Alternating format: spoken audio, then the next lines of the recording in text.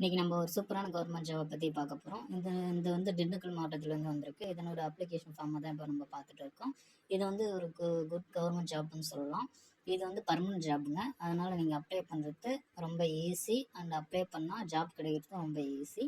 இதில் வந்து என்னென்ன போஸ்டிங் கொடுத்துருக்காங்கன்னு பார்ப்போம். அப்புறம் வந்து என்னென்ன கல்வி தகுதி, அது ஃபுல்லாக ஆல் டீட்டெயிலை வந்து இப்போ நம்ம பார்க்க போகிறோம். ஃபர்ஸ்ட் ஒன் வந்து பார்த்தீங்கன்னா, இதுக்கு வந்து என்ன போஸ்டிங் அப்படின்னு செக் பண்ணி பார்ப்போம்.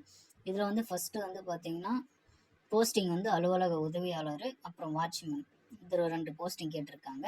இது வந்து பொது பிரிவினருக்கு எத்தனை போஸ்டிங்கு, பிற்பட்டோர் எத்தனை போஸ்டிங்கு, எத்தனை ஏஜ் என்னன்னு சொல்லிட்டு எல்லாமே வந்து அப்ளிகேஷன் ஃபார்ம்லேயே வந்துடும். இதனுடைய லிங்க் வந்து நான் டிஸ்கிரிப்ஷனில் கொடுத்துருக்கேன். நீங்கள் மோஸ்ட்லி ஓப்பன் பண்ணி பார்த்துக்கலாம். இதில் அப்ளிகேஷன் ஃபார்ம் தாங்க இப்போ நம்ம பார்த்துட்டு இருக்கோம்.